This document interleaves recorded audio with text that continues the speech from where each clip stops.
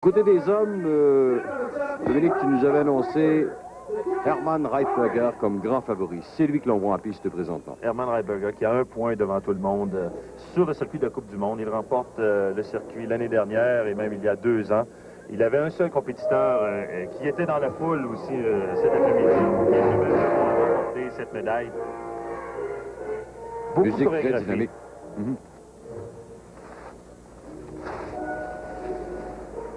Et on remarque qu'il y a des gens quand même de bondés tout au long de la piste, du sommet jusqu'au bas de la pente.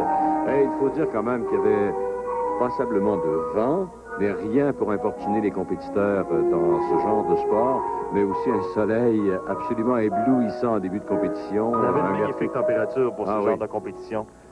Je pense que les athlètes adorent ça aussi. Quelques 17 degrés au niveau du mercure aujourd'hui.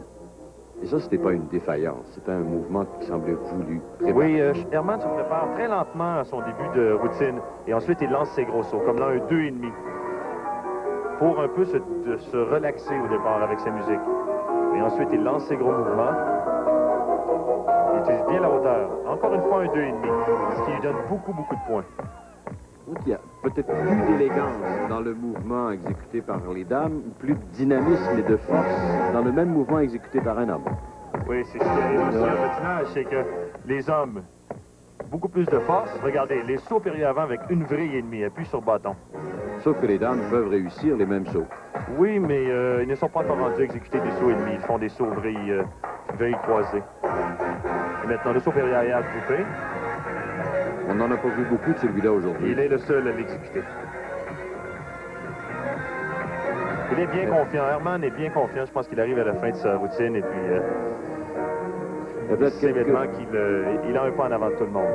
Dans le montage musical, il y a peut-être quelques transitions qui, à l'occasion, semblaient un petit peu faibles pour certains auditeurs à l'oreille avertie, sauf que c'est voulu de cette façon pour bien faire sentir les différents mouvements qui s'amènent.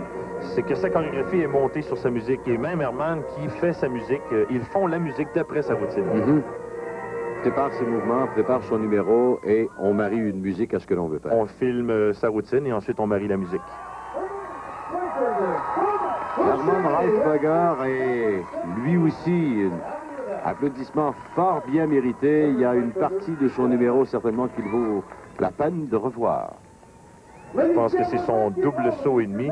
Beaucoup d'auteur. On s'appuie très fort sur les bâtons, on pousse, on ferme très bien et c'est le double saut. Dominique, merci de ta collaboration. Une chose est certaine, c'est qu'on ne peut certainement pas manquer de synchronisme dans de tels numéros. À souligner qu'il y a eu pour Dave Walker, juste un petit peu avant la présence en piste de Reitberger, une chute assez malencontreuse, voire même douloureuse. Il a dû quitter après environ 60% de son numéro en raison d'une blessure à une épaule. Alors que, dans l'ensemble, la foule a grandement apprécié le spectacle, tout en, bien sûr, chérissant les skieurs canadiens. Mais chez les hommes comme chez les dames,